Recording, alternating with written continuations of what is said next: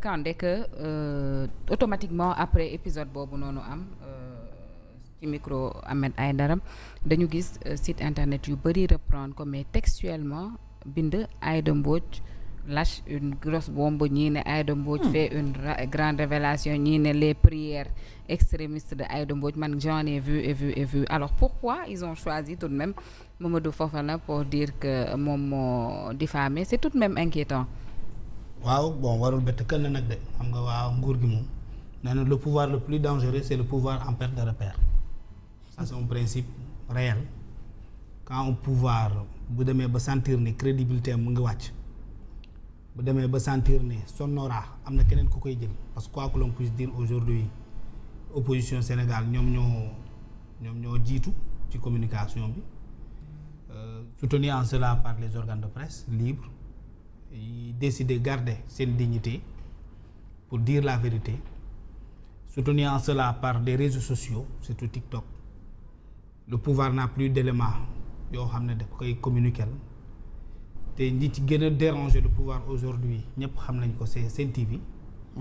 Sen TV c'est pas le bâtiment du micro yi mais nit ñi fa toog di fa waxee ñoom ñooy déranger nguur gi donc la moindre erreur ñoom ils sautent là-dessus et puis te dévorent. Voilà et c'est déplorable parce que li Fatou expliqué léegi ñëpp xam nañ ko ñun ñëpp gis nañ ko xam naa ne man bu ñu ma njëkkoon déggulu feneen kon man dañ may convoqué parce que man de wax naa Aïda Mbodj la parce que lu ñu monté ci vidéo bi la. illustration bi derrière ci site bi ko organisé ki doon woote bu muy wootee lu ñu teg ci ginnaaw gis nañ ko mais on a illustré avec la photo de Aïda Mbodj. li yàlla di def na léegi bu may yëg daje naa kenn ko xam femme boobu doon waxee ci vidéo bi. nee na ma femme bi dafa yàgg nuroog Aïda Mbodj voix. te elle joue avec. léegi nii waa ji fekk naa ko fii mu taxaw. billaahi wallaahi watallaahi mu ne xam na femme bi xam na fu mu dëkk fii ci Ndakaaru. ah waxuñ femme bi ñoom. waxaatuñu mais j'ai vu une autre certaine presse qui dit que. benn auditrice bu nekk à l'étranger moom moo woote di témoigner il y a version mu nekk Europe. voilà gis nga am nga audio la. les versions sont multiples. ñu ne laa daam kii laa daje léegi. nee na femme bi dafa yàgg nuroog Aïda Mbodj voix. dem na ba nee ma moom it bu muy nekk plus jeune dafa nuroon ak Habib bi doon gitaaral xaw ma Youssou Ndour Habib Faye xaw ma. neen ay nit daan nañ daw ci mbedd mi songo ko nekk Habib mu taxaw ne leen déedéet du moom dañoo nuroo rek nee na même cette dame là xam na ko ba wax na ma tuuram nu mu tudd réellement. dama ko jàppul nee na dafa yàgg di jouer ci voix boobu noonu. parce que waa koñ bi dañ ko naan yow ak Aïda Mbodj. wax dëgg yàlla yéen a nuroo voix yéen a nuroo baat te il jouait avec ça. maintenant malheureusement l'État est soutenu par des gens diaboliques pour di arrêter ay nit yi nga xam ne ils ont décidé de garder leur ligne de démarcation. Cette défense de la République est une nécessité. Ahmed devait corriger tout de suite ki ci ñi ci topp yëpp ñu corriger ko li jarul convocation. xam nga yaay Aïda waratoo nekk mag buy jàppalu ay xale. waru ko def warul jouer ce rôle là.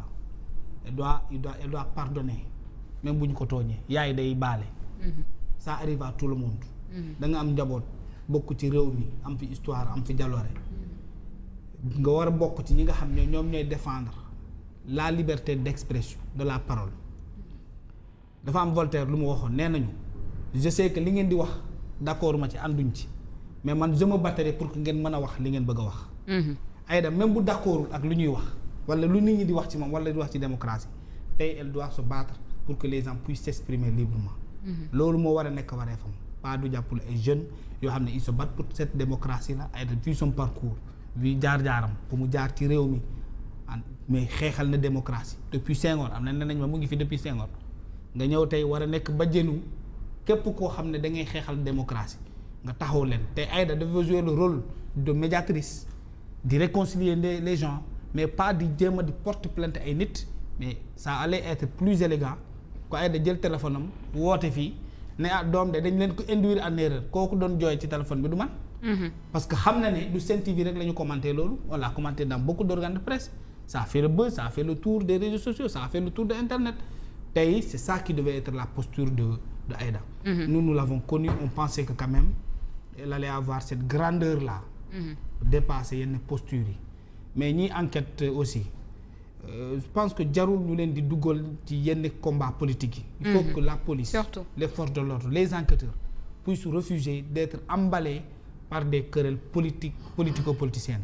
Alors bu ñuy àtte Djibi Ndiaye bu NFA le juge Moustapha Diouf dafa mosoon wax ne si vous saviez nous les magistrats lu ñuy endosser tous les jours pour vous les acteurs politiques vous allez avoir beaucoup plus de respect et de considération pour nous mais ñoom aussi bu ñu xamoon ñun lu ñuy daj pour seeni combat ils allaient sortir un peu leur bouche du jeu politique entre les acteurs politiques et c'est quelque chose qui se passe entre des acteurs politiques donc ñoom nañ ci am limite boo woowee nit ki déglu ko surtout je sais que Fofana pourra expliquer comment est-ce que nous avons tous été il ne faut pas dire qu'il a été induit en erreur comme nous avons tous été induits en erreur tout le peuple sénégalais a dit que c'était Aïda Mbodj c'était Aïda xam na ne ñëpp wax nañ ne moom la Aïda ci boppam xam na ne ndaw si doon wax ñoom ñaar dañoo nuroo voix am na ko quoi mu ciblé Fofana mais dès l'instant que xam nga ko jarul ngay ciblé nit parce que Sen TV la bokk c'est pas intéressant te aujourd'hui nous avons besoin véritablement voilà ñaar yooyu moom moo war a jéggalu rek. kenn du instant bi moom réew mi kenn du kenn. Sénégal fi mu ne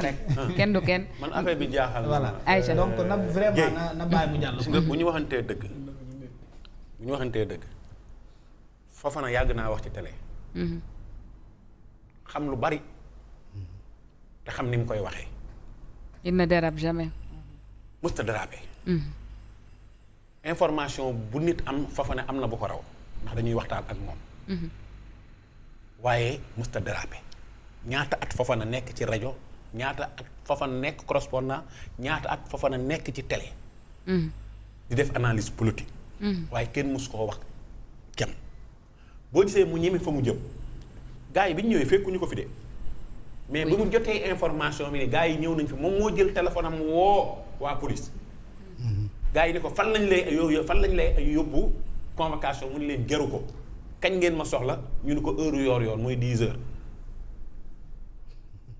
mu dem ñu ne li ñu jaaxal mooy kuñ ci ko convoqué rek ci plateau bi même heure la rek mooy heure yoor bi 10 heures 11 heures 10 heures 11 heures beneen bi moom mooy gis nga mbir mi doo ko jàngat sax li Kandé wax ci nduróole baat maanaam am na femme boo xam ne dafa xaw a nduróole baat ak diw dafa am fu gën a sori foofu moom mooy waxi WhatsApp waxtaane WhatsApp groupe WhatsApp ak ay audio lu ci teg ci télé lu ko yóbbu ci télé ak rajo ça c'est une grande question franchement c'est une question pertinente ak audio parce WhatsApp. que tantôt quand tu dis xam nga au début on pensait même que c'était un appel téléphonique. waaw maintenant quand on dit que du Aïda. xëy na un téléspectateur mën na woote. de nulle part témoigner.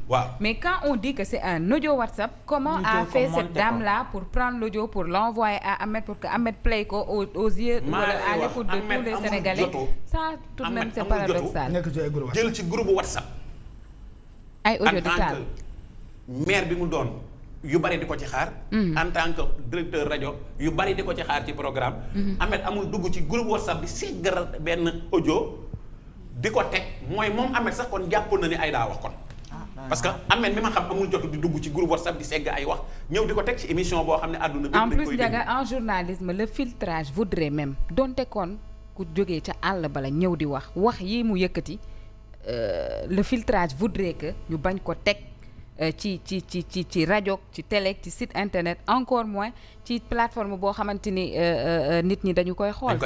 ça moom je ne peux pas le comprendre. waa ji ko wax ndaw si ko wax ndax dëgg la ci moom wala da doon imiter Aïda mais kooku moom dañu ko war a jàpp xam nga lu tax.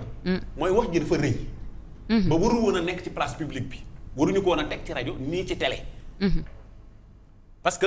yàlla bu mu ko àttan ñu ni kan moo ko dul àttan nga ni président de la république mais bu ko àttanul Sénégal du dox. kooku Sénégal nga ñaanal mu suuxe Sénégal nga ñaanal mu lapp Sénégal nga ñaanal ni ba mu dem ci côté économie. mais beneen bi moom mooy diggante 9h 8h 9h la ñu jàllale audio boobu Fofana waxu ko ci matinal bi. moo ko andi ci plateau yor-yor. 11h mais diggante 9h ba 11h fekk na plateforme yëpp divisé partagé li nga xam ne moom mooy vidéo boobu te kenn ku nekk ba ngay bind turu Aïda Mbodj nga bind. mais lu tax Fofana toog ci télé bi wax turu Aïda Mbodj ñu singli Fofana.